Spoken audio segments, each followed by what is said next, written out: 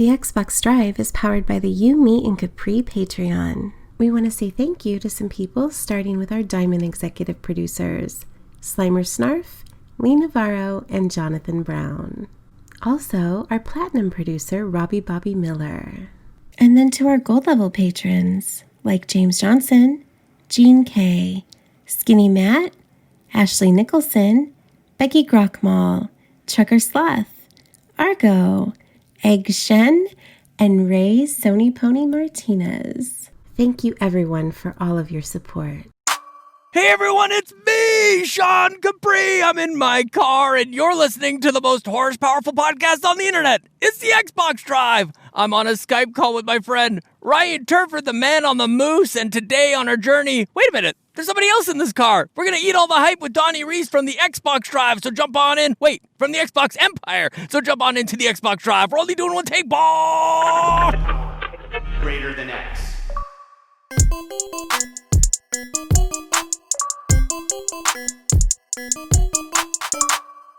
Hello, Sean Capri. If I can't make Ryan Turford crack up, I can definitely make Donnie crack up in the intro, my friend. Ryan, how are you? I am doing well. I'm not. I haven't cracked yet, but you know, yeah, it's fine. I got Donnie fine. good though. I got him good. I could definitely tell. And of course, Sean, as you alluded to, we are joined by a special guest today, Donnie Reece from the PlayStation Empire. Sean, not the Xbox Drive. Oh, God, where did I see the ruining PlayStation Empire? What is wrong with me? What? The Xbox Empire. I thought you were doing that on purpose. Oh, you guys don't even know who I am. I don't even know what day it is today, Donnie. Donnie, how are you today? Doing well. Greetings, Kooplings. We're launching a console, boys. Yeah, celebrate. Guys, it's real icy out today. We got like 2 feet of snow over the weekend. While I did Extra Life, I woke up the next morning, or I guess I walked out of my room the next morning, I had to shovel 2 feet of snow. So the drive is going to be a little icy today. I got to be careful here. So I'm glad that we've got Donnie and Ryan to keep us on track, my friends. Distract you. Yeah, exactly. Distracted driving. Just watch out for shoes. That's the main thing. That's the one hazard you always told me was like the worst is people throwing shoes at you on the road. Shoes are dangerous, man, and they're unexpected. I mean, who throws a shoe, right? I mean, how many ice worlds in your lifetime have you conquered? I mean, you've trained for this. You're prepared for this. You would think that is the one thing that's common discussion in Canada is that like you'd think we'd be good at this, but we suck. We always forget. We just want summer to continue. We get in denial when the snow falls. We're like, it's not real snow, and I don't know. People just drive around like idiots. So there you go. I mean, you beat the Blizzard Mountain DLC in Forza 3, Sean. So I mean, you should be good at this. That's true. That was surprisingly fun. See, there you go. Well, we have a lot to discuss on the show because, of course, this is an exciting show, folks, because it is the first show of the Xbox Series X and S generation, guys.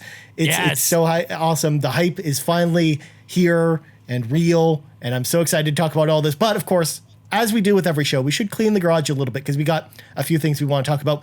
Number one, we actually got some new patrons over on the Patreon. We got Xavier Reyes at the gold level, and then a new senior producer with Jose Jimenez. I think that's how you pronounce that correctly. So nailed it. Two awesome new patrons joining the You, Me, and Capri Patreon, which, by the way, Sean, if people are interested in joining, how would they go about doing that? Yeah, you go to patreon.com/YouMeCapri, my friend. Very nice, my friend. And of course, you get some benefits like getting the show early as well as a bunch of other cool perks. So definitely if you want more information about that, go over there.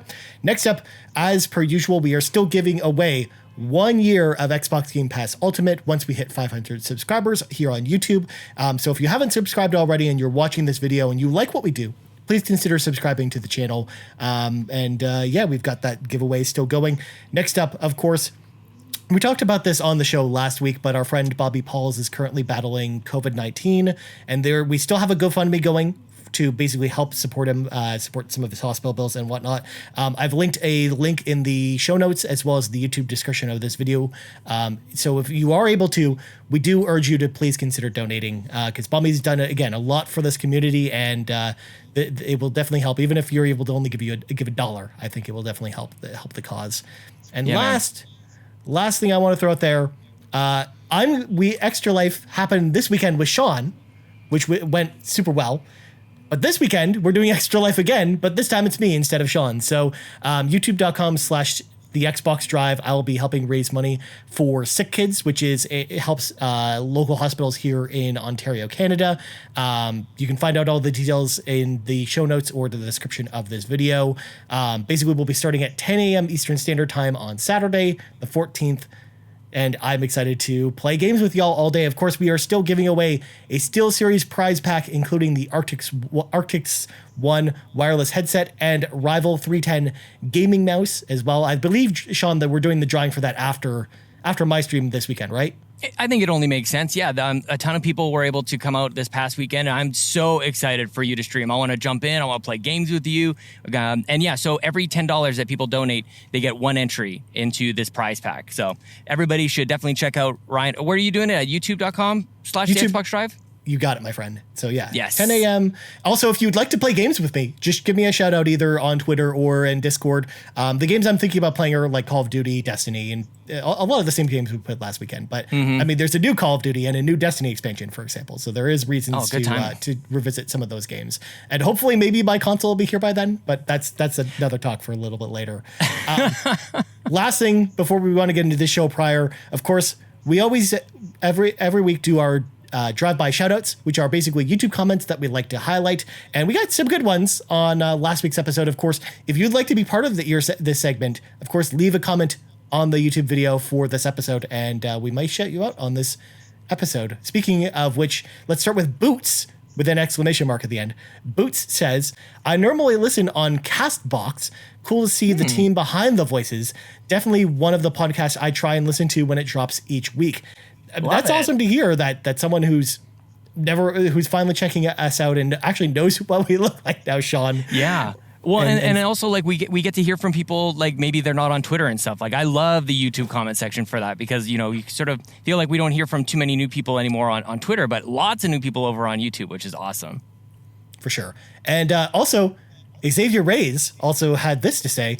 Ryan and Sean, I do like how you guys are running YouTube professionally, breaking down the video into segments. Thanks for the added touch, because yes, as some of y'all probably noticed on the episodes, I do go in and add time codes for all the different subjects we cover, which then adds chapters to the video, which makes it all look super fancy. So it's easy to get around to whatever topics y'all are kind of looking to get.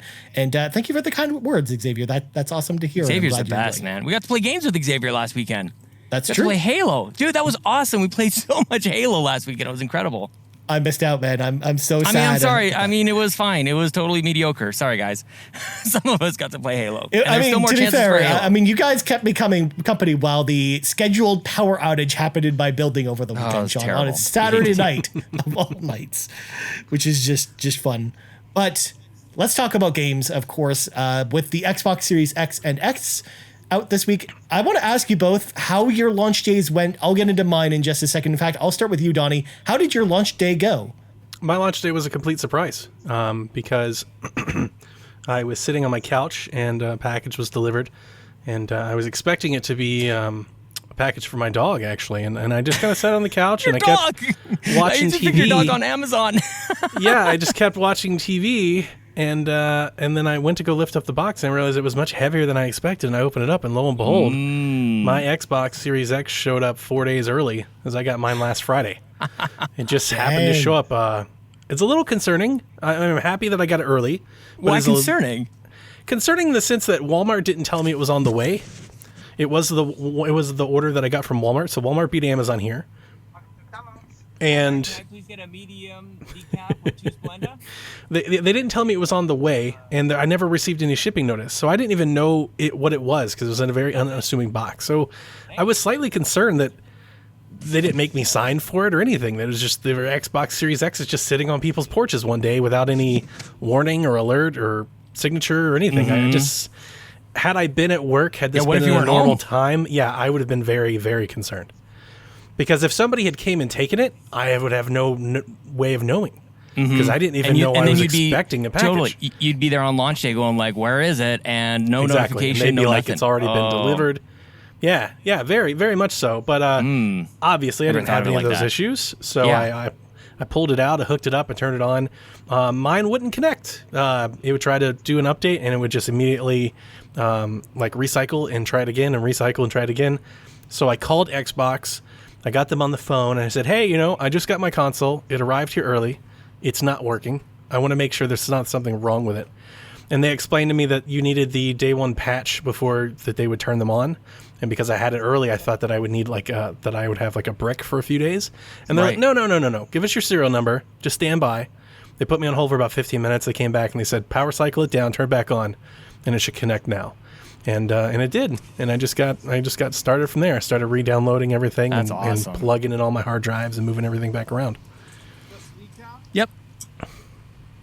Dude, that's awesome to hear. I mean, I'm a little jealous that you got it super early, but at the same time, that's awesome to hear that you've had it for a couple days now. And what do you think about it? What do you think about the console so far? Just real quickly, like overall. Yeah, real quickly. I mean, it is the same console that we've had, but better. I mean, that is the Super elevator Xbox. pitch. Yeah, it's Super Xbox.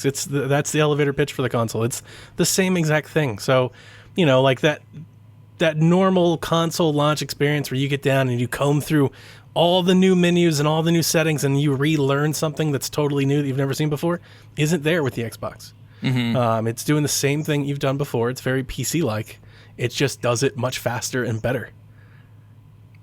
That's good. I mean, if anything, I'm almost glad, even though it's a little bit boring to kind of stick with the same OS. Hi, thank you. In a way, it's almost better this way because I remember the Xbox One launch, and I remember just how haphazard that OS was kind of to navigate. Like, I was not a huge fan of the OS with the launch model, where it was very confusing to find stuff. It was mostly reliant on Kinect because it was bundled with Kinect. So in a way, it kind of made sense for you to use voice commands to get around the menus rather than navigate them yourself.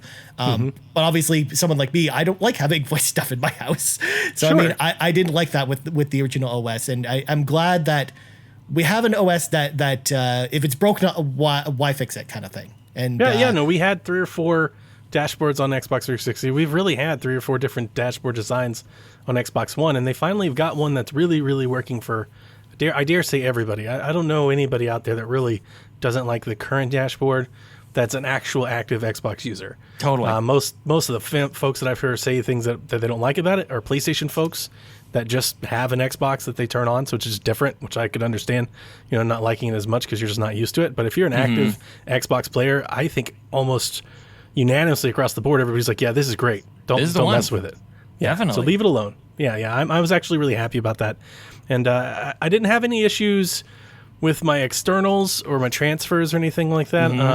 What about your dynamic backgrounds, Donnie? You got to have your dynamic backgrounds. I got my dynamic backgrounds. You can change all the colors. They haven't, I don't have the OS patch that has all of the different styles of background yet. There's multiple different themes. I only have the one, but I can change the color of it, which I did, and I cycled through all those. My biggest thing is transferring from the different drives that I have. So I have the expansion card. I have an 8 terabyte hard drive that I'm carrying over from the last gen. And I have a 2 terabyte SSD SATA that I'm using to run and play my old stuff off of, in addition to the 1 terabyte SSD that's inside of it. What's that like with the SATA? Like, how SATA is it load times are fast and stuff? It's as fast as internal, and it's half the price. Holy crap. For real? I mean, yeah. Yeah, no. That's Digital Foundry. The reason I bought it was Digital Foundry has a whole video and showing the different ways and different drives with different cords and adapters and everything. And the one that they landed on was the SATA SSD with this proprietary cable over USB. It is like 1 second slower than internal storage. Good. And you can play all optimized stuff and everything. Like, I don't understand like what the trade-off is here. You can only play the new optimized stuff has to be off the expansion card or the internal. But everything else can sit off the back end. So, like, it'd be like if I'm running Red Dead Redemption, it'd be like if I was running Red Dead Redemption on the internal, but I don't have to use the internal space. It's just saving my internal space for more games. Gotcha. So it's improving load times, but not necessarily like going to load, like if it's not going to play like new 4K stuff. I guess I'm a little bit confused on like what does work and what doesn't work. Yeah, and that's what I was going to say, because like certain things will play and certain things will don't, but you don't know exactly what's playing. Like, is this the enhanced version of the game or is it not? Exactly. And then when I moved, like let's say Gears 5, for example, when I moved Gears 5 from my hard drive to my internal, obviously I went to turn it on and said, hey, there's an upgrade. Like, let's upgrade this game for you. And I was like, oh, that's great. It told me what I wanted to do. It then reinstalled the game. Right. Like all 80 gigs Like of the it. whole thing. The whole thing. I was like, well, that kind of defeated the purpose of sitting here like trying to manage all these drives so I didn't have to re-download everything, because I think most people are going to have to re-download anything anyway. Yikes. So it took a while. Yeah, like that first day, there were several hours of me just downloading games I thought I already had on my hard drive. Huh. I feel like I didn't have that same experience, but maybe I was busy doing other things and it was just downloading. I didn't realize it. But I mean, so did you end up like getting down to play something right away then? Like, what was your first game? My first game was actually a lot of 360 games because I was having to download the patches of the new games, right? And I didn't have one Series X enhanced game that I could play right off the bat. I had to patch every one of them to that latest version. So yeah, of course. I just jumped into some old stuff. I jumped into Spec Ops: The Line. I did a little Psychonauts. I booted up Red Dead. I booted up Crackdown 2. I was just honestly just siphoning through stuff to see how much I could notice a difference, how much faster things would load. I did jump into GTA 5 just to see like how fast it was loading, how it was running, things like that. I was just kind of messing around probably for the first, I don't know, 4 or 5 hours until games started downloading, and that's when I got into Watch Dogs, and that's when I got into some other stuff, things like that. Yeah. And Watch Dogs added, have you checked it out with the ray tracing that they've added now? So that was a really interesting story because I retweeted Tom Warren, and he was like, hey, the Watch Dogs patch with ray tracing is out. Yeah. I was like, oh, that's great. Let's go jump in, because I had already started playing some Watch Dogs, and I'm not a big Watch Dogs guy. Like, it's not something I've ever been a fan of. So I was actually pleasantly surprised. I played Watch Dogs for about 3 hours and was kind of enjoying it. Still not like super into it, but was enjoying it more than I had the other two games. Dude, when they released that patch for the ray tracing version, it was a broken mess. I couldn't play the game for longer than 10 seconds before it would crash, and it would just keep crashing over and over and over. But they released another patch later that night, and I booted it up and I kept playing. And I'm not exactly sure that I like ray tracing. Oh, no. Too shiny? It's so shiny. It's like the world is a house of mirrors. I think it's just the deployment in Watch Dogs. There are puddles everywhere. Yeah. And every car is shiny and every window is shiny. And like when I first was digging it, I was like, this is cool. Like, this is, it's definitely different. noticeable. Yeah, you fire it up and you're like, okay, it's not like I've got to look for the difference here. It's like, it's apparent. Yeah, it's there. It's definitely there. And then as I actually started playing the game, I was just like, this is kind of starting to get annoying. It's like where it started like, I can't not see it, because it's everywhere all the time. It's all over everything in Watch Dogs. It's like every wall, every surface is shiny. It's like, is this better?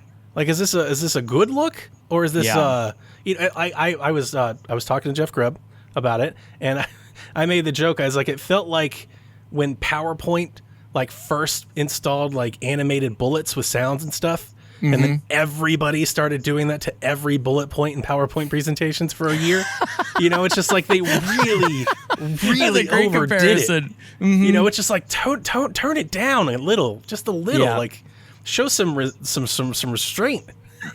Because it's weird. Because I was like, okay, I'm seeing a puddle that's reflecting a window that's reflecting the puddle, and a car goes by and it's reflecting it, and they're all reflecting each other. It's just like, I don't know. Maybe I'm just being like too cool for school on this one, but like, and it didn't bother me. I was playing the game. I don't mean to go too far, but I was there trying to think of it. I was like, I don't know if I can.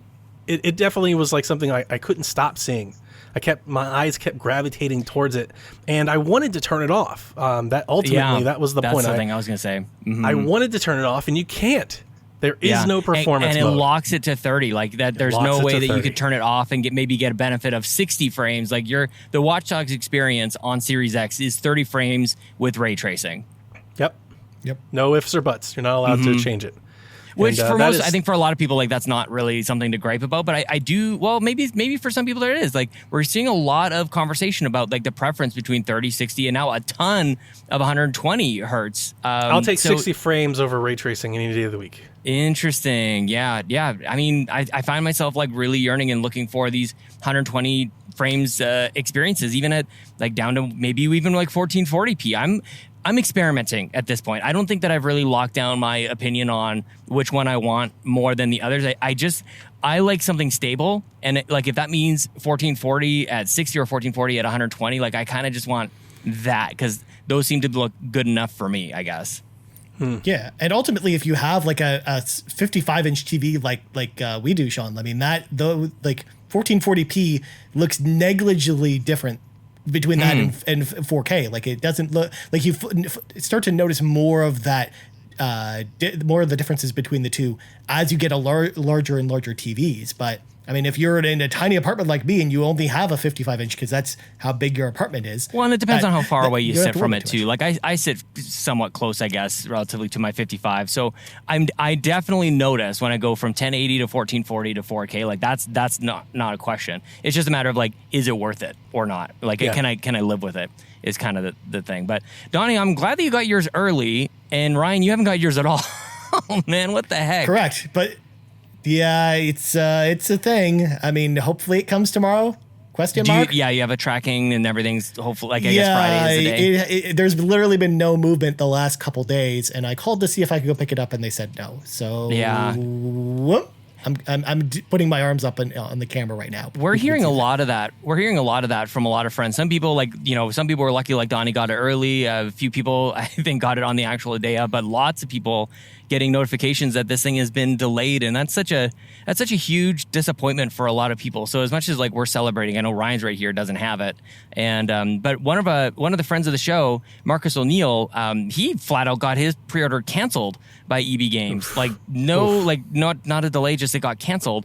So I saw that he messaged this, and I've been thinking about like what to do now that I've got one from Xbox, like what to do with my pre-order. And I'm like, you know what, man, like let's meet at EB Games. And so we met about 5:30 last night. I went in, grabbed my pre-order, I handed it over to him. We got to meet for the very first time. So it was kind of like, that was my launch day, was getting to meet like a friend that I've met on the internet. We've played games, like we've chatted through We the Gamercast. So that was kind of like, it was special in a completely different and totally unexpected way. And then he was messaging me about like the first game he put in was like Ori, and it was better than he expected. I'm like, that is so awesome to hear. And I think a lot of people ended up having that experience yesterday, as they fired up a game and they were just happy to be playing their new consoles and actually got to celebrate it. But it was definitely a fractured experience in the community, I think. Yeah, I have a second Xbox as well, Sean, and I have it dedicated to a friend, and it hasn't showed up yet. But we were supposed to have lunch today because it was supposed to be delivered tomorrow, and I see that it's out for delivery today, so we'll hope. But I've got a friend waiting on me as well. Yeah, it's too bad. Yeah. So we're here celebrating, but like I feel like we'll have an extension of this celebration, Ryan Turford. You see this, but I mean, to be fair, there's something I'm playing on Xbox One X right now that is preoccupying my time in a way that I don't need my next console right now. I'm cool. I'm cool with it not being here right now, which segues us into the playlist. So let's talk about the games we've been playing this week. And I think we've all been playing one game. And me more than you guys, I think. But I think we should talk about it first. Assassin's Creed Valhalla. I put up my review in progress on the YouTube channel and the podcast service this week, basically to talk about my first 25 hours of the game, because that's all I had available to me up until Monday. And then now I'm about 45 hours into the game. Good God. And I look at the in-game percentage, and I'm 32% complete this game. So maybe I'll finish it eventually. Yeah, it's pretty big. That puts you probably somewhere around like, I guess 120, 150 hours. I thought they were taking stuff out of this game. I thought they were making it smaller. IGN's Brendan Tyrell, he actually did the review for the game for IGN, and he was saying that he got the game a little bit earlier than we did, and he put 60 plus hours into the game just to finish the campaign by itself without doing like any of the side stuff. So yeah, it's pretty big. I wonder how complete he ended up being. Well, the thing is, like, that I've noticed right off the start is that it is a slow burn, dude. Like, it's probably like an hour and a half or 2 hours to get to the title screen. You know what I mean? Yep. Like there's a great intro, and it really sets up the path. I'm curious to know, before we even get into like impressions, like how are you guys playing it, Brian? I actually haven't watched your review yet because I kind of wanted to go into playing it somewhat blind. I don't watch like any reviews. I don't want to get my opinion kind of colored in any sort of way, like a Philip Mewson kind of thing. I don't do my research, but like I have chosen to go like straight up like female Ivor. And I'm not sure, like, gives you a choice, like, at the start, after the first, like, kind of opening scene, it gives you a choice whether or not to go, like, male, female, or, like, let the game choose. And I'm really curious about that option, if anybody's chosen that one. So I have not. I'm going with male Ivor. Oh, War Viking lady. Come on, Donnie. Yeah, I mean, I want to show solidarity with Elaine and all that, but like, as sexist as this might sound, when I want to play a Viking, like I want the beard, you know, like I want the whole Thor thing. Like that was just kind of the thing. My Viking's bald. Like I got her the wicked shaved head. She looks like a punk rocker in Viking land. It's awesome, dude. And I played as Cassandra, and I've played as a female lead in so many games leading up to this. Like I was actually just kind of like, let's change it up a bit. What about you, Ryan? I'm playing as female Ivor for my main playthrough for the purposes of the review and to show it off on the live stream that I did, because I did live stream the game early as well. I actually picked Let the Animus Decide for that one. And it basically, when you do different story arcs, it changes between female and male Ivor, and it just depends That on doesn't make any sense which campaign to me. you're doing. So the crazy thing about that, Sean, is that according to Ubisoft, that's the canon version of the game. Is the version with What? Is Let the Animus Decide. It first of all, it highlights it when you actually pick the option, is that it's the default option, but it's also apparently the canon option somehow. I don't know how. It's not like, and it's not an Assassin's Creed Odyssey situation, because in that game you had Alexios and Cassandra, who were two completely different characters, and they both end up in the story in a really interesting way. I thought but they that was don't masterful. do that in this game. Yeah. Yeah. Whereas this game is very different from that. So I don't know why they did it that way. It seems very odd. Also, fun fact, if you don't like your choice from the beginning, you don't need to start the game over. You can go to the Animus menu inside the game and actually change your gender whenever you want. So that actually is an option available to you. That is different in this game versus other games. So I thought that was really interesting as well. I was curious about that, Ryan, because like it seemed like once you make the choice, it seems like there's a jump in time, and I wondered if I missed anything by choosing like one of the specific genders instead of like, I don't know if there was something in between that I missed, or if that was the same case that you saw. There's you just jump forward in time. No gameplay changes other than the cosmetic choice of if it's male or female Eivor. I had a moment where I was like, maybe I regret this, but yeah, if there's nothing I'm missing, then I full on like female Ivor I think is awesome, dude. She is a vengeful Viking war lady, or I guess in Donnie's case, he is a vengeful. He's got some issues, man. You get to go on some drug hallucinogenic trips, very weird. But overall, like Donnie, what are your thoughts on this game? I love it. I really, really love it. I have played it all night long until, unfortunately, my controller snapped. I do have an issue. What do you mean? My controller broke. If you haven't seen the video, the bundled one, like the new Series X controller. The new controller is broken. It's like 5 days old. I'm holding it up to my video. The stick, like when you click it, like when you push the right stick in, it goes in and it stays in. And it sticks. And you can hear like this clicky sound if you're rolling it. Oh, you hear that? Yeah, I can hear that. That's just me rolling the stick in a circle. It sounds like I'm pressing a button. So I had to file a replacement, but I played it from the moment I got started with it yesterday morning. I played it for a couple hours, and then Jack wanted to play the Xbox Series S, so we did a lot of testing and Series S-ing around.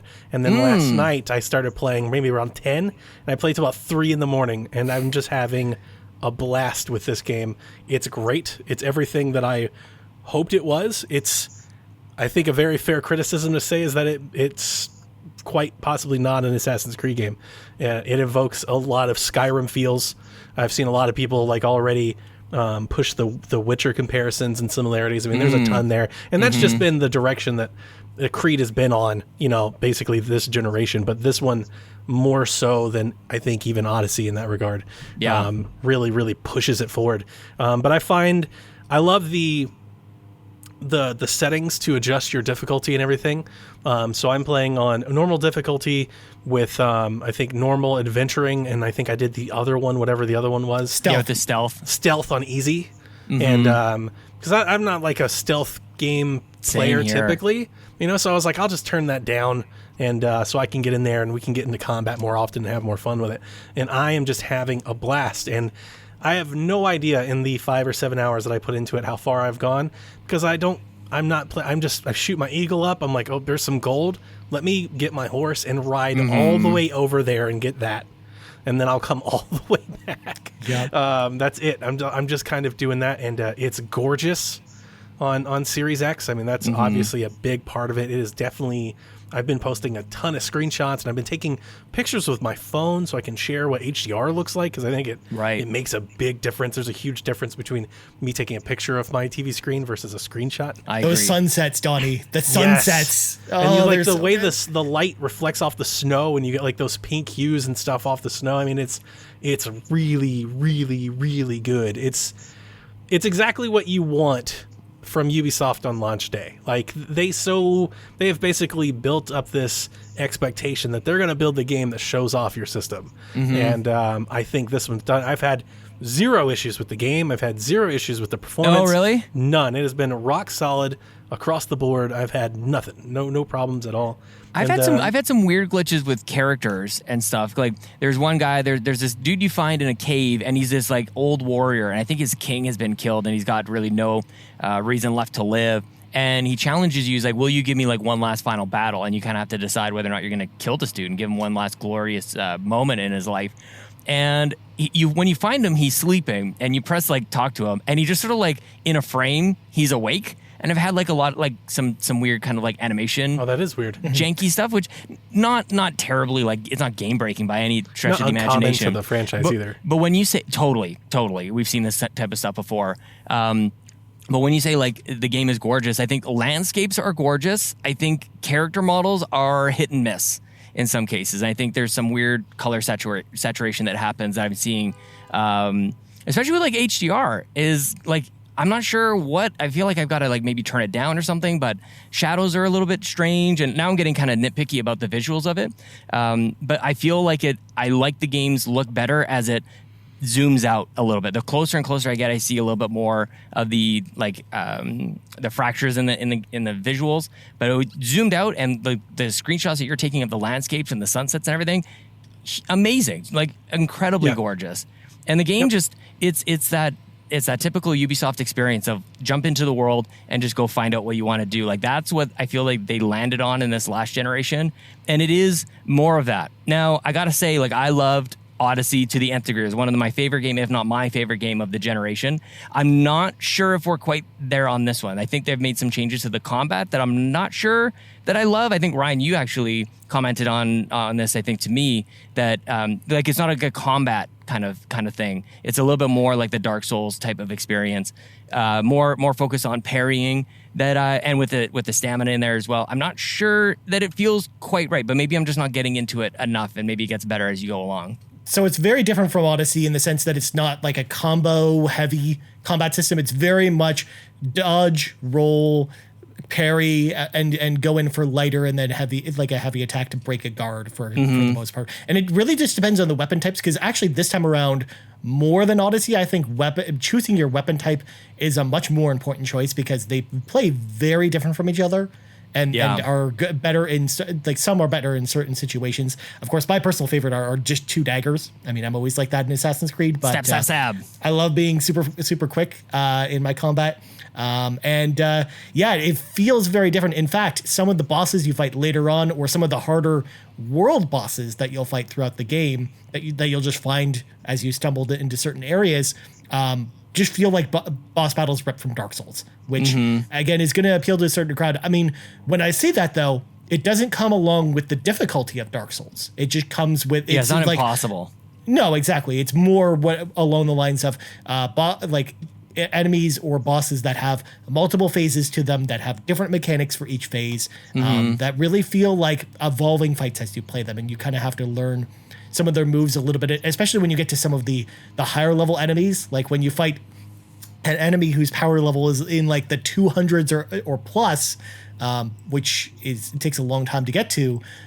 When you fight some of those bosses, like some of them can get really intense, especially some of the legendary beasts out in the world, which make their return from Odyssey, which are basically like special animals you find in the world. The first one, of course, that I had to kill, which made me really sad, was a moose, Sean. I couldn't believe what? that. Oh, no. They made me slay my own kind. You got to get the antlers for whoever that. Yeah, totally. Oh, that's but there was a legendary moose you have to fight though, Sean, and I did not feel good about killing it. But that like some of those boss fights get really intense, and like you really have to strategize in order to beat some of the tougher ones, even on normal difficulty, I found. So I do think they went more in that direction, but it's not completely Dark Souls. And some of the My major complaint actually with the combat is less so about the combat itself and actually more about the skill tree in the game. Because as you guys probably noticed with the skill tree, it doesn't show you all of the skills you can unlock from the very beginning, which makes character planning a bit of a nightmare because you don't actually know. Though. You can, but it's also just like, well, okay, I don't know which branching path I should go towards to go for the skills that I need. For example, one of the abilities I really appreciated in Assassin's Creed Odyssey is one that comes over from fast action games like Ninja Gaiden or Bayonetta, which is the slowing down time mechanic when you do a perfect dodge. It is in the game, but it's like way the heck down the stealth tree. And if I wasn't putting a ton of points into stealth, I would have never known it was there or where to find it, right? So I think that design philosophy, while it's interesting, I'm personally not a big fan of that because it basically tells me I need to go look up a guide to see ultimately where, unless I want to respec all the time, which path should I go towards to allocate my points. Whereas I liked in Odyssey the simplicity of here's the tree of all the skills you can get, and here's the pathway to get to all of them. And it made character planning a lot easier. Because again, when you respec, you like where I am in the point I am in the game, I have 100+ points to respec if I want to respec. Do I want to do that every time I'll respec everything? Yeah, because it's a complete wipe. Exactly. Rather than like take this point away and do this one. Stop putting points into the stealth tree. That's my go. I'm just like, that's my last option, who wants man. to do that? But that's the thing, like that's boring. That slow motion dodge is something that I would want. Like that's something, I think that's an excellent example, Ryan, that like that's something that I don't even like attribute to stealth at all. Like that would be melee combat. If I would expect that to find that in a completely different category. Well, there's also like some bow skills and stuff there too, like the Predator Arrow slowdown skill, for example, is in the stealth tree, Sean. It's like halfway through it, so it's like. By the way, I don't think I like in the bow. range tree, so it's like. I don't think I like firing the bow, Ryan. I feel like in other games you hold it for like a longer strength, and it seems like this is more like a gun. You just like press the trigger and she fires. So there's 3 different bows, Sean. There's actually a different bow. there's a light bow, and the light bow is basically a machine gun, essentially. Yeah, it's a rapid fire. There's the hunter's bow, which is very similar to the bows in most games, where you pull back the arrow and then shoot it, and Bob's your uncle. And then that makes sense. The predator bow, which is essentially a sniper rifle. It zooms in super far, but it's a little bit tricky to aim. With the predator bow, and I'm personally not a huge fan of it, but I get why it's there and why you'd want like the situations you'd want to use it in. But I mean, to go back to my point though, I think that the stealth, I'm putting points in the stealth tree because I like stealth. Okay, I can't help it. And well, that's fair. There are some great skills in there that honestly, I think people who aren't investing points into stealth won't even know are there that would come in handy. Likewise, this is just long-term Donnie versus Dev meta, just appearing on the Xbox Drive is what this is. I'm not much of a stealth player. I'm the Javelin and Anthem. Like that's not what I'm here for. Let's wreck shop. Yeah.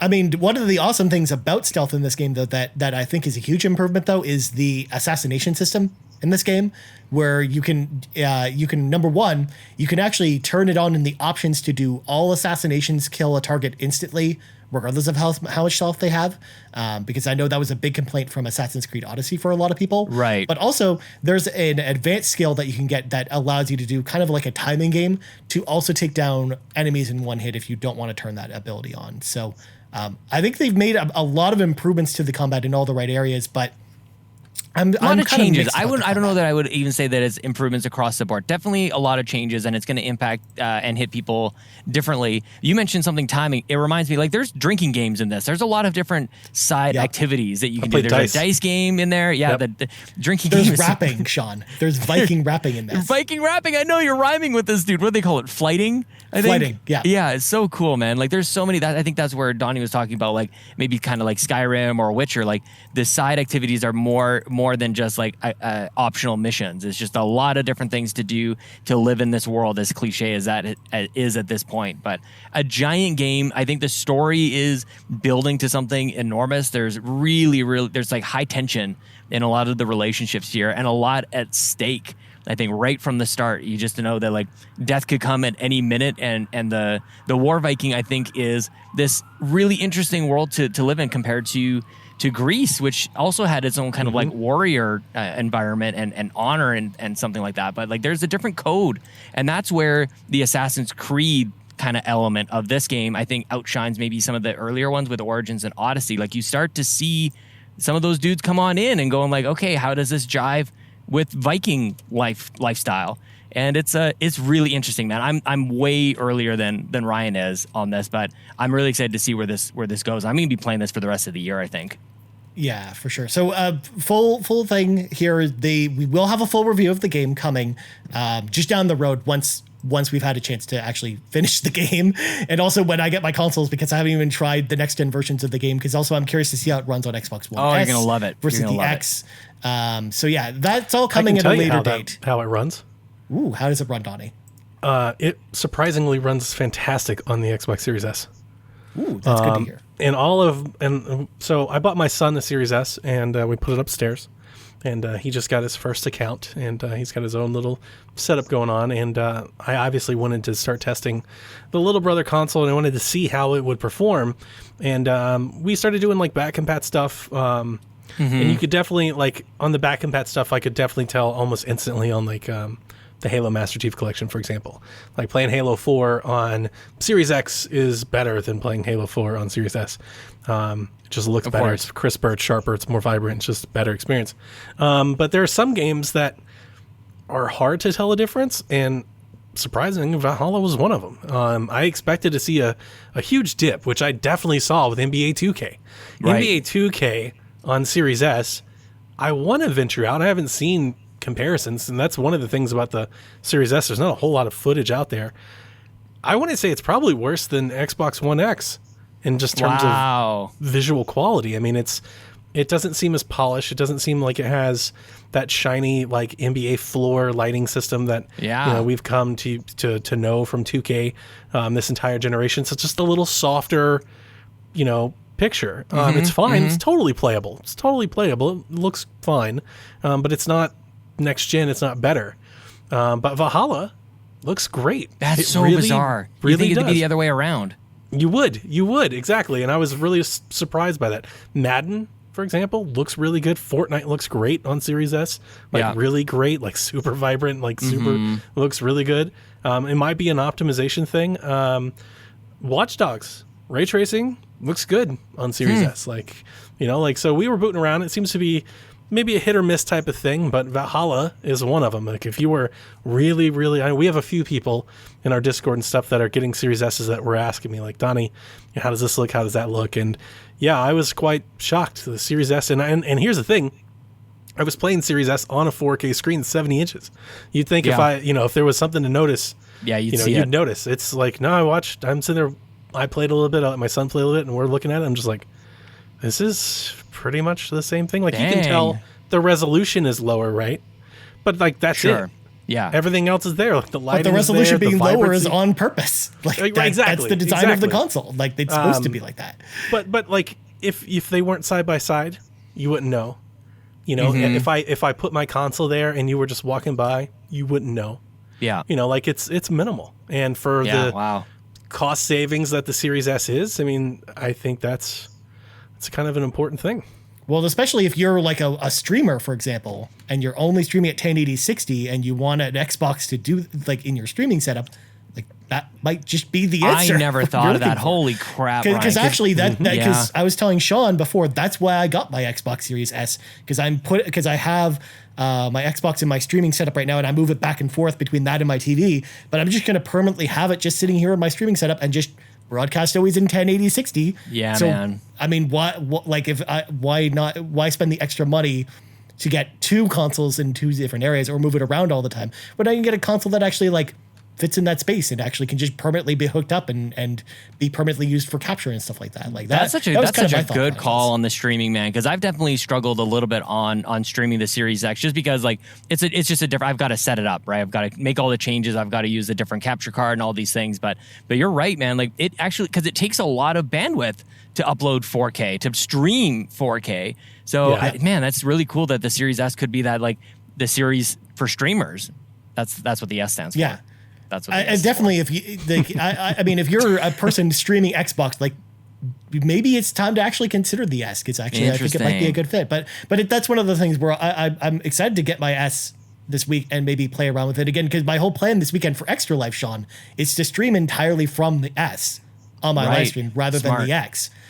Especially also give people the different flavor as well, because they got the Series X from you last weekend and then the Series S from me. I mean, this of course, weekend. yeah. Like what I end up doing is just like streaming from the Series X, but like down sample to, or whatever it is, super sample to 1080. But yeah, it's a whole. I mean, this is a whole other probably game tech kind of conversation. But I'm glad Donnie has both, and I'm excited, Ryan, for you to get both, and yeah, we can explore some of the differences as well. I know a lot of hypotheticals, but it's good to have these like real life case examples for what they look like and what games play like on the Series S.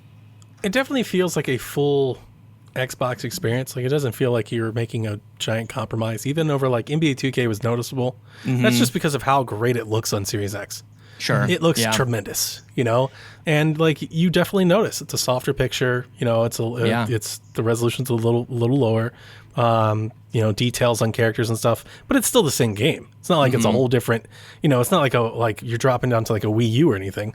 It still feels like a next gen system. I'm not even gonna lie, because I was making fun of the S just because I'm all about wanting to push it as far as I want, right? That's why I buy my Xbox. That's what I want from my Xbox. So the Series S has never really appealed to me, but having played with it for a day, I mean, seriously, I came away quite impressed. I was like, yeah, this makes I could see this making a lot of sense for a lot more people.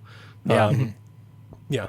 Especially as the second console too. Like if you're a Nintendo Switch player and you're mostly not on 4K TVs anyways, or if you don't care too much about 4K gaming because you're playing your Switch all the time, like that could be your Game Pass machine.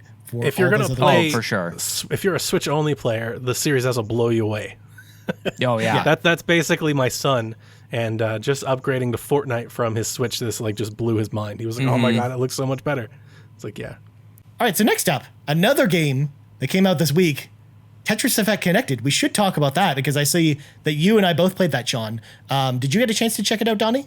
No, I wasn't planning on it. So why isn't it on Game Pass? This one is not on Game Pass, correct? It is on Game Pass. No, okay, this one good. is on Game Pass. Okay, this good, is the because I one got a that code is for on it as Game well. Pass. Okay, good. Then everybody can play. That's the way it should be. Tetris should be on every single system, regardless. I'm glad we finally have one on Xbox that is excellent. I think, Ryan, we are going to agree that this game is excellent. It definitely makes me feel things. It makes me question whether or not I'm seeing it in real life or what's going on. It plays visual tricks on my brain, man. But I love Tetris Effect. I played just the single player at this point. I'm really just going through like the journey or whatever they call it.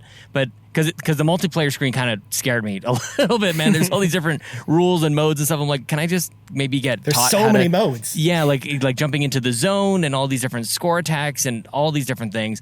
So I'm really just kind of partway through the first, like the single player stuff, which I will have gameplay footage from the Series X up on the YouTube channel very, very soon, running in 4K 60.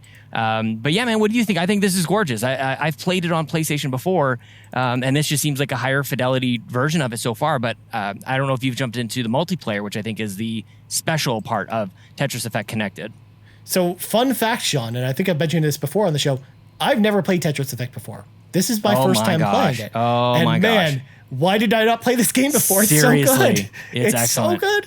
I mean, I love Tetris and I love Lumines, so you would think that this is a home run for me because this is a Tetris game made by the guys that made Lumines. So, and I've from everything I've played of it, which again, I've only been playing it in little breaks between playing Assassin's Creed because that's just dominated my life for the last week. Right. I've loved every minute of Tetris Effect. I love the music. I love the visual style of the game. I haven't jumped into the multiplayer either. If anything, that's one of the things I really want to do this weekend with people. Oh, that'll be awesome. We should do that. People. Let me know when you're going to do that. I want to jump in with you. That sounds awesome. Certainly. One of the cool modes that I saw in multiplayer too that I'm interested to try out, which isn't in the single player, is apparently there's a classic mode that allows you to basically play like NES Tetris, but through the game, but like the same rules of NES Tetris, but through Tetris Effect with like the old school music and everything. Like so good. I'm really excited to check out that multiplayer mode. But yeah, I've been loving every minute of it. It basically feels like I'm playing a like a VLC or a Windows Media Player like visualization. a Winamp, like a visualizer. Yeah, I'm basically playing it's Winamp Visualizer of the game essentially, but the music, man, it's some fantastic. It's gorgeous music choices. Yeah, it's so good. And yeah, if you like Tetris at all or like puzzle games, it's on Game Pass. So I highly recommend you check it out. And I'm excited to play more of it. Well, Ryan, I just really quickly, I want to comment on, like, we basically just went from Assassin's Creed, which is like this giant forever game that looks amazing and pushes the power of the Xbox Series X. And then you've got a game like Tetris Effect Connected, which is available on Game Pass. Everybody can have it. And it's like kind of like that arcadey, almost like a Geometry Wars type of experience that consoles should launch with. And generally, you think like those are the ones that kind of take flight, and those are the ones that are spotlighted and most people are playing. But with the Series X, you're launching with Assassin's Creed, Valhalla, and now with Tetris Effect, you kind of have all of it. So I know that there's been a lot of chatter about maybe not enough games launching, but I have too many games. Like, there's actually too many. Yep. And we're going to get to more that are coming out and launching, and Grounded has a big, like, koi pond thing that's coming out. I have too many. I've tried the Falconeer, which I won't get into this week, but there's so many games, and I'm just really excited for, like, the next couple of weeks in the future for Series X. Yeah, for sure. And that's the problem I'm running into right now, because Assassin's Creed is like taking up all my time, but there's so many other games I also want to play. That's my mainline game for sure. But yeah, I've got Tetris on the side. I've got the Falconeer, which kind of scratches that same kind of itch of, like, I'll jump in for a mission or two. Very, very fun arcadey experience at 120 frames per second. But yeah, man, anybody who had any concerns that there's no games to play on Series X at launch, it's like, it's just not true. Like, there's just so many high quality games to play right now. Yeah. Sure. The only problem it runs into is that there's not enough exclusive games to the console. Like Yakuza is one of them, for example. But Tetris Effect Connected is exclusive, isn't it? I don't think that's coming to anything else. It's coming to PlayStation 5 later, but sure. But so is Yakuza as well. So I mean, it kind of it's in the same camp. So there are some exclusive games to the console that you can only play on this console. But yes, I think that's more people's gripes more than anything as to them saying there's no games. Whereas I think there's a ton of games to play in general, and that even if I bought a PS5 now, I don't know. I even know if I'd want to jump into Miles Morales or Demon's Souls right away anyways, because of how dominant a game like Assassin's Creed is, or just the glut of games that are available on both platforms right now. Yeah. So, definitely having too many games is not a bad problem, but it's certainly a bit of a problem for our backlogs, because I feel like a lot of these games are going to end up in my backlog. Yeah. Plus also, we're recording this on Wednesday, but also we've got Call of Duty this week on Friday. God, I forgot. We've got Kingdom Hearts, which I'm excited about on Friday, which Sean can care about. You have Kingdom Hearts. Well, that's why I said I have a Kingdom Hearts coming. There's no we in this one. Yeah. So I mean, there's still lots of games coming out too. It's that time of year, my friends. It's very exciting. But Donnie, did you play anything else of note this week? I'm just curious what you all see. Oh yeah, no, I played Gears 5. I jumped in Extra Life, and I played with the Board of Video Games crew. I think I've played a little bit of everything. I played Ori. Ori's tremendous. Ori's amazing. At 120 frames. You know, I think it's the only game that I've played 120 frames, because I'm not a multiplayer person, so I'm not gonna just go jump in there just to see it. And I didn't get Dirt 5, but I got Ori, and I definitely noticed the difference. It's so incredibly, the feedback is instant, I guess is the best way that I could, like, from the stick, from the controller, from the button, I feel like the feedback and the control over Ori, the character, that's what I was saying with Gears with you guys. It was the same with Gears. So I'm glad to hear you say that about Ori. It's kind of vindicating, a little validating for me. Yeah, and then with a game like Ori, that can only just enhance the way that game plays so much more. Like, you can only just get more enjoyment out of it as you continue to build out Ori's skills and everything. So that one probably starts creeping back up the replay list at some point when you're done playing all the new things, to jump back into Ori, because it might feel, I don't want to say like a drastically different experience, but definitely an improved and enhanced experience for sure. Just that alone, because you can definitely feel it. So yeah, I was jumping everything. Like I said, I did Watch Dogs, I did Assassin's Creed, we did Rock Band. I wish I had my Xbox turned on so I could see. Like, we did Apex, we did Fortnite. Like, yeah, we've just been playing stuff. We did the old stuff, new stuff. So the exclusive thing I don't care about. Yeah. That's a certain subsect of people that I don't think is any of the three people currently here. It's just people like trying to draw a Venn diagram over two different boxes and give you a pros and cons list. It's like, when you already pick the box, then it doesn't matter. Like, the Venn diagram doesn't matter, because it's where I want to play, and I'm playing the games that I've got. I haven't done any Game Pass games. I haven't played Gears Tactics yet.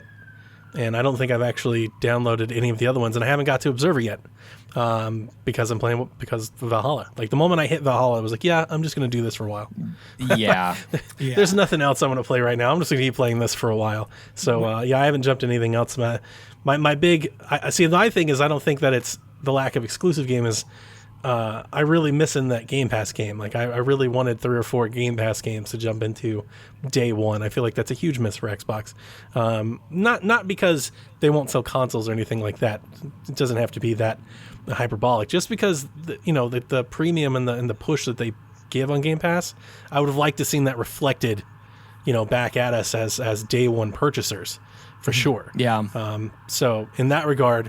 I was hoping, and we were supposed to have them, right? We're supposed to have Call of the Sea, we're supposed to have the Medium, we're supposed to have the Ascent, we're supposed to have some stuff, and they all had to move. They get out of the way of Assassin's Creed. We've got more than that. That is definitely not a concern. True.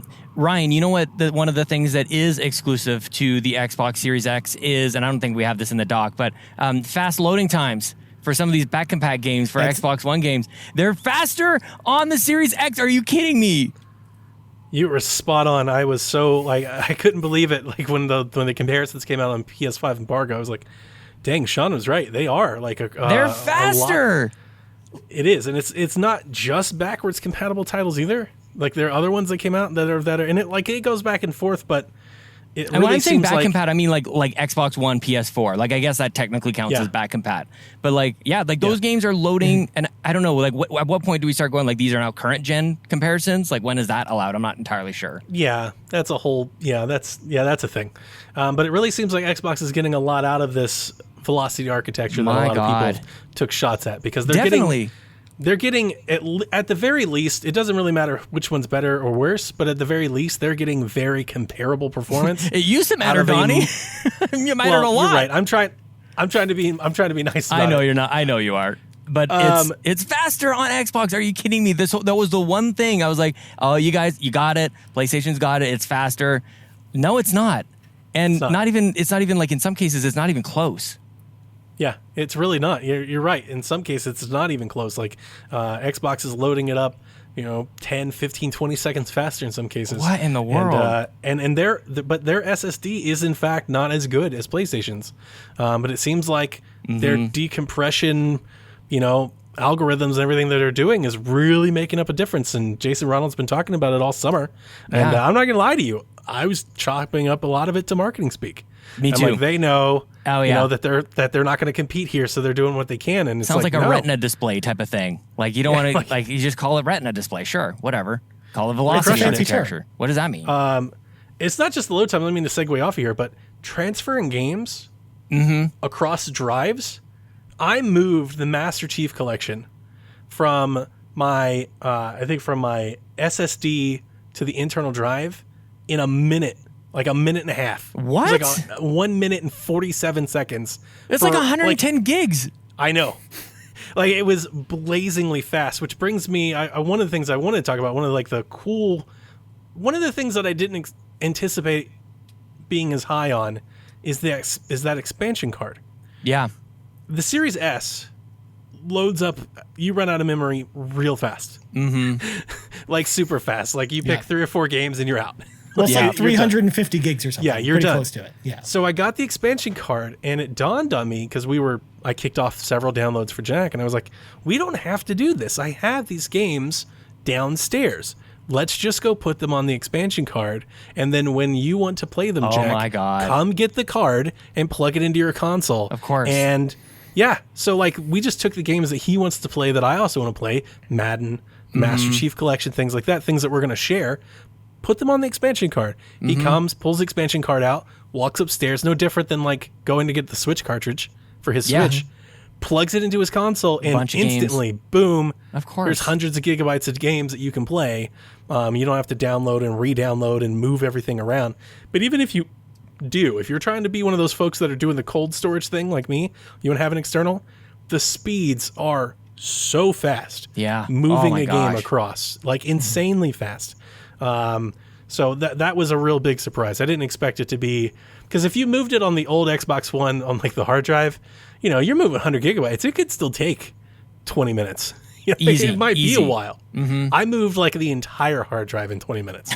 Well, also, I moved terabytes of data in 20 minutes. So even if you didn't want to go down that road as well, we also saw plenty of reports on launch day of people downloading the games way faster than they would on Xbox One. Like they've tinkered with some of the network settings on this new console that allow you to download games way faster. Like I know Maka did a really good comparison over on Twitter about his download times before on the Xbox One versus his Xbox Series X, and it's like 3 times faster on his same connection. Yeah, so that's what I was saying on Empire last too. week with Donnie. I was saying the same thing, but I'm glad like that Mac had actually went and did like the scientific kind of research. I'm like, because I was like pretty sure this is faster, and it's interesting to see that come out. So yeah, a lot of different. I was seeing that Friday.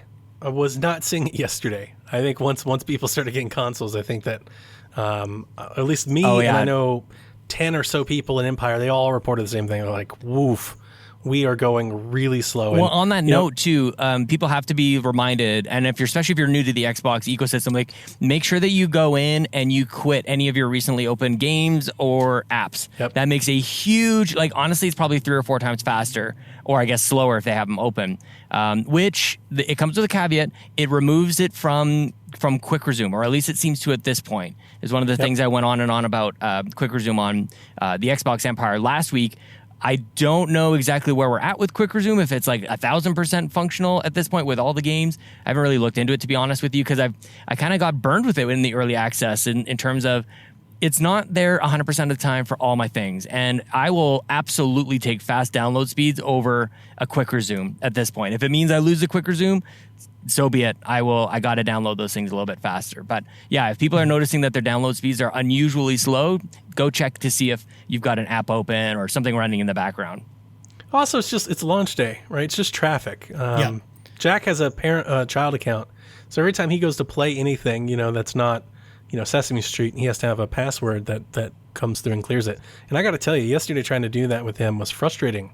Because you just sit there and watch that spin wheel just spin for 8, 9, 15. Oh, yeah. You're just like waiting for it because the network's just getting hammered. And I tried my best to stress that. And it's not that I'm trying to make excuses for Microsoft. I'd make the same excuses for Nintendo and PlayStation. Folks got to remember it's launch day. Like, Christmas will my be the controller same. broke. My controller broke, and you could expect people to be really upset about that. I've been hearing about Joy-Cons for the last 4 years, and it's like, it's launch day. They built, I guess, 5 million of these. Like, I'm going to get another controller. They're going to just send me another controller. And your other controllers work too on all the games. So that's the other thing. 100%. I was like, I have other controllers that'll get me by. If I only had this controller, I might be more upset, or I would at least go buy another. I would go buy another controller myself. Yeah, but it's just I'm trying to push a message out there to just maybe show a little bit more patience. Like these consoles, I feel like like I've said it a few times, they're coming in hot more than consoles normally do. Yeah. Like all consoles come in hot. Yeah, and then these I think hot. are under extreme duress. So it's like I expected some things to go, off rails a little bit. And it's like they'll fix it. Everybody will fix it. Everybody will have these issues. They'll get it going. That's fair. Yeah. I mean, every console launches like this, so I mean, I always expect it to be like this. Just like whenever a new Smash Brothers character comes out, I mean, I know not to download stuff from the Nintendo server, like eShop, because you can't, because it's being hammered. So yeah, I mean, this is the type of thing that just happens on launch day. But yeah, you're right. Like probably a day or two later, like today, it's probably fine if you want to re-download stuff. But the other reason I wanted to throw that out there too is because I had actually downloaded a bunch of stuff to my external hard drive. I wasn't planning on doing that, but I decided to do it since I have the extra time with my Xbox One before my new console comes out. I wanted to basically have all my stuff downloaded right away. But it's good to know that, like, if I really need to download everything, at least it'll be a little bit faster. Especially like my internet connection's faster than Maka's is, and he was getting like numbers that are faster than my normal network speed, like in the 300 to 400 megs per second range. Yeah. Which gets me super excited because I already get 300 to 400 megs a second on my Xbox One. Oh wow! Right now, so fancy. Yeah. So I'm really excited to see how fast things will go if I have to re-download games later. Like it'll be a big help for sure. But we should probably move on and slam the brakes on this conversation because it's time for some breaking news. And we got a few interesting news stories this week that I wanted to touch on real quick. We're going to start with the first one being Halo 4. It's finally coming to the Master Chief Collection on PC on November 17th. We finally have the launch date for it. It's going to come day and date with the Master Chief Collection enhancements that are also coming on the same day, November 17th. So get hyped, everyone. I'm super excited to finally, of course, see how that's going to actually run on PC, first of all. But now I also have a Series X, Ryan. Now I don't need it.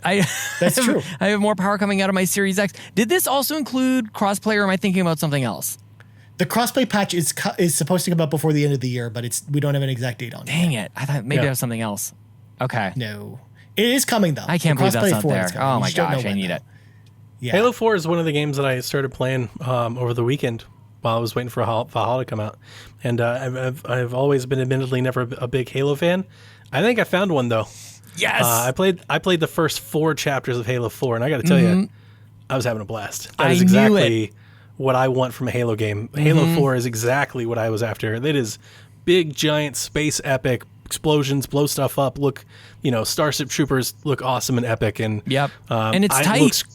It looks great as is. I can't wait to see these patches when it gets the full enhancement treatment. That's why I put it on the shelf. I was like, I'll just wait because I was playing it solo by myself because Sean just bailed on me in the last moment. We were supposed to play I together. can't believe you just bailed on Donnie. Yeah, we were supposed to play together. We made all kinds of plans. There was no time set. And then I showed up, and he was like, "Yeah, we're not doing that. We're playing multiplayer instead, Donnie." So there's too many people to play with. I'm sorry. Womp womp.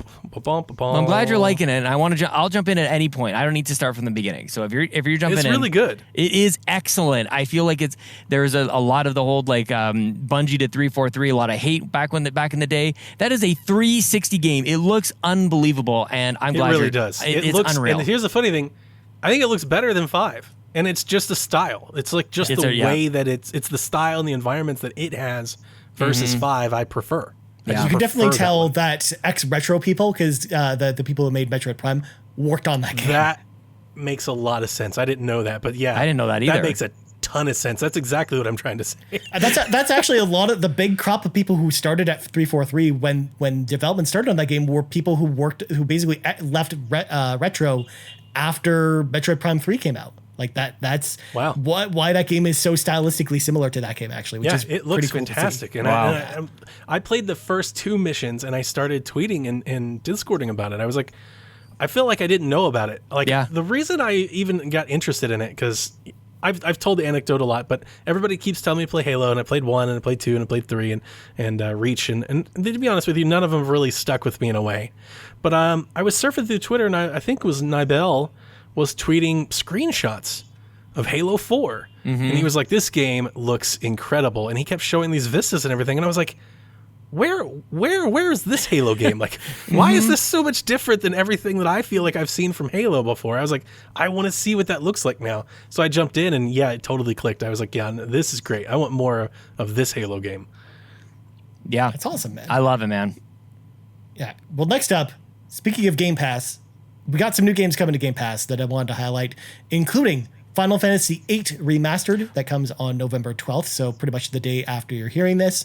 Ark Survival Evolved Explorers Edition, which Ark is already on Game Pass, but this is including a whole bunch of DLC content, like expansions and stuff like that. That comes on November 17th. Apparently actually runs correctly on Xbox Series X. It was actually a big mess on Xbox One, so that game might actually be worth going back to now. River City Girls, a game that's close to my heart. I love that game. Great game. It's on Game Pass on November 19th, and then Star Renegades is out on November 19th. And the following games are leaving Game Pass on November 16th, which doesn't give you a lot of time to play them, but you've got 4 days, so I wanted to highlight them here real quick. Darksiders 3, Munchkin, The Talos Principle, and Trax, the train set game, which has probably the easiest 1,000 achievement points you'll find on Game Pass. I'll miss it. Play Valhalla instead. Yeah. You can play Valhalla instead of any of these games, but at the same time, I wanted to highlight there just in case you need some stuff to play. Also, fun fact about Game Pass, of course, now EA Play, of course, is all part of Game Pass. I love seeing all those games on the Xbox Game Pass app, but even better for Android users, like Mass Effect. But for Android users, if you didn't know, some of the games from EA Play are now on xCloud, like Dragon Age Inquisition. You can play that on your phone now, Sean. It's a thing. I will definitely probably not do that. Yeah, Probably not, but it's a But cool it is addition cool. that That is cool. I wasn't thinking about those games being on xCloud when they came to Game Pass, but yeah, that's that another makes cool sense. feature about EA Good Play call. being part of it. Yeah, way to highlight it. But what about I mean, Mass Effect? Xbox gives you free EA games, and Stadia just gives you free controllers. So where are we at Good with God. where are we at with the Cloud Wars? Yeah, winning. The Cloud Wars have already been won by Amazon, Donnie, okay? Just the Amazon stop. Luna already won the war, Sean. All right. Speaking of Mass Effect, I think Thank this is you. what you're trying to segue towards, Sean. BioWare have also announced the Mass Effect Legendary Edition Trilogy. It will be a remastered 4K bundle of the first 3 Mass Effect games, plus all of their DLC for Xbox One specifically, not Xbox Series X. Of course, it'll work on those consoles, but as far as we know, if there's not really enhancements or anything like that, they haven't announced any. It will launch sometime in early 2021.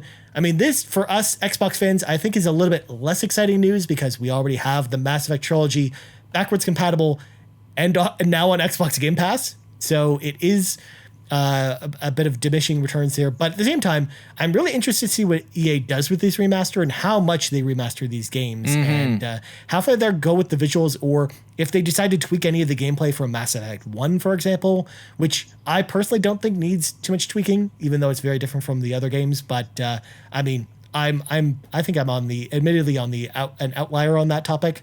But are either of you guys actually excited about this Legendary Edition for Xbox, even though it's backwards compatible? No, go Sean. I mean, how can I not be? The Mass Effect franchise is one of my favorite of all time. I'm a little bit torn though. Like, I feel like I would be okay and satisfied if it was just like 4K 60 and running rock solid on that front. But there's things that people talk about when we think about Mass Effect that maybe we would like improved. But like I tried to go back to the first Mass Effect recently, and just when I was doing some back compat stuff with the Series X, and I'm like, it just doesn't really run all that great, and it's kind of like janky and glitchy. So I do feel like if they just kind of smooth out the visual and the performance side of things, that it will actually be a better experience. But I do kind of want it to be remade in a certain sense, but I don't think that's what we're going to get. So I guess from that perspective, it kind of is like, it's all about cost. Like, is this going to be a full on, whatever, $90 game here in Canada? Or is there, I don't know, like, because that's really where my excitement will kind of like hinge on, is how much is this going to cost me and what kind of treatment did they provide it. But I'm glad they're finally doing it. EA basically said that they were never going to do remasters like this, so I'm curious to see how it turns out. But it's just it's a very special franchise to me, and something that I miss from BioWare, that they were really leading the way, having your choices in a role-playing game go from one game to the next to the next. It's like, that just doesn't happen. It was such an ambitious thing. And I guess the next thing that we're going to see on that front is Dragon Age, is to see if that will continue on. That's another series that they had that on, which you'll see, your choices matter from 3 generations across different games, which is amazing. For sure. All right. Well, let's some of our friends into the car with us. It's time for the carpool, and we got some good questions this week. And I'm going to start with Joel, aka Falcon, at Joel, aka Falcon. He says, "Hello, fellas. I didn't find a console, but I found a sick Shock Blue controller. Those controllers, by the way, look super awesome. This controller feels so great. Where would you rank the Series X and S controller in the family of Xbox controllers Xbox have had?" And I'm going to go to Donnie's way first because, again, I don't have the controllers really to comment on. So, Donnie, what do you think about this question? At the top, I love it. I love the look of the white one more than anything else, to be honest with you. Like the offsetting, the black-white combo with the face buttons. I mean, it just looks tremendous. It looks great. So I would rate it at the very top. I think it's my favorite controller. I would include the Elites in that as well. So I would go with the Series X and S controller, then the Elite 2, then the Elite 1 over the Xbox One controller, and then on down the line if I had to rank them per se. But yeah, I love it. Screenshot button works. The little groove etching kind of grainy feel that the back have is very, very satisfying when you hold it in the hands. And it's just got it's got a good weight to it. The D-pad I love. It's so clicky. I love that. Are you clicking right now? D-pad. Is that what that is? Yeah. It feels great. Podcast with the controller in his hand. I love it, dude. I had to show off my my broken stick, so I made sure it was nearby. So, but even with one, with one of them having an issue, that they'll fix and replace. They'll send me a new one soon enough. This is my favorite controller. So. Yeah, I think Sean? I'm with you. I think I'm right with Donnie. Like, it improves upon the previous gen in every single way. There's no way that it's worse than the one controller. And in terms of like value, I do think that it's probably better than the Elite controller as well, just because of how expensive that controller is and really prohibitive for a lot of people. And most people won't be able to get a chance to play with that one. But I'm finding that I'm not like, oh, I've got to go get my Elite controller to play games. I'm playing more and more, and not even like a conscious decision to say, I should probably play with the Series X because I was covering it last week. I've continued to play with the Series X controller, even though I've got the Elite Series 2. Nice. And as for me, since I don't have a new controller yet, I'm just going to say the Duke is the best. That's it. That's all we need to worry about. You know what, though? Next, special shout out to. I'm already on Team Horizontal. I think the Duke is the best. You're just trolling me. What was the other? Was it called the S controller? There was the one that was not the Duke for the original one. Didn't they call it the S as well? Yeah, the controller S. Yeah. So I actually really like that one quite a bit. That is actually a really good controller as well, which again, I've just got one here on the video right here. And I'm also clicking it into the microphone, but it's not as loud as Donnie's. Or the Microsoft Sidewinder from back in the day. It's not even an Xbox controller. I'm a big fan of the Microsoft Sidewinder. I used to have that controller as well. Just plug it into your serial port and things were great. Next up, Todd Oxtra at Toxtra says, what's your thoughts on Xbox's first-party lineup for 2021? Sean, what do you think about this question? Oh God, what lineup? I don't know. When are games coming out? It's kind of my answer to this. I don't know off the top of my head, and that has to be a problem, right? Where I don't know what's happening in January or February. I know games are eventually coming out, but I don't know. That's kind of where I'm at, and that's an issue, I think. Donnie, what about you? I mean, we've got Psychonauts. We know that's one of them. We hope that Halo isn't one of them. We hope the Halo's out sooner than that, but could be Halo. And the moment Halo does come out, I just because Halo releases, it makes a release date, doesn't mean that it doesn't have many more updates and expansions and other things. I mean, the way that they're planning on doing it, I would imagine that once we get Halo, we will have kind of a rollout of more Halo down the way. But yeah, I mean, next year looks light from. That was the fallout with their Xbox, unveil event that they had. What was it, in August? So many of those games looked like they were 2 or 3 years away. At the very least 2 or 3 years away. Like I don't think you can count on Forza, right? Like we normally can. You can't count on a Gears. We know what the Halo team is doing. Hellblade looks like it's a few years away, far away at the earliest. Yeah, and a lot of things look like it's far away. We know it's not Fable. So what you look at is Bethesda. Does Bethesda have a game? Is it StarCraft or whatever they're doing? Starfield. Yeah, sorry, I don't follow. If only it was stuff, StarCraft, Sean. Yeah, so like, do they have that? Do they have some other things? Because they have a lot of studios. They brought in a lot of people, so they could have an exclusive or two that could hit Game Pass within that time frame, I would imagine. And then, maybe they've got, another partnership, another second party deal, another license thing. I don't think so, but maybe like Rare's game is possible. Interesting. Yeah. Because I mean, it seems like what they're doing is that they're focusing on that game. Like it seemed like from the interview and the developers I was following, the developer interviews, it seemed like they have the core function of the game. They're just trying to figure out like how best to deploy it. Which I was wondering, it was strange because I was like, so is this a multiplayer grounded type thing, or are they like trying to do like a single player thing and like they're trying to build a narrative with it or something? That I'm not sure of yet. Yeah, I have no idea. We really don't know. For me, man, like I know this is probably gonna come across like a fanboy, but like I don't really care.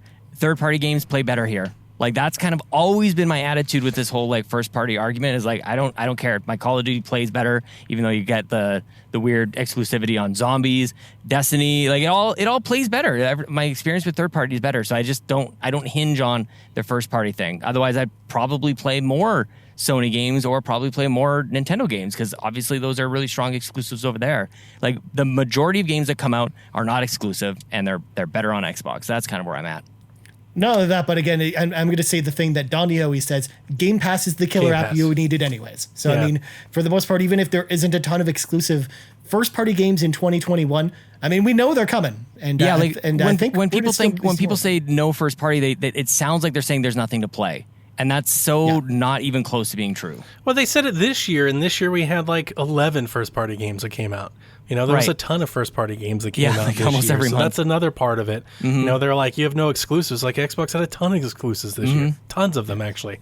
But Game Pass was, I say, because I do care. I care about the exclusives. I care a great deal about them, and I want them to come out.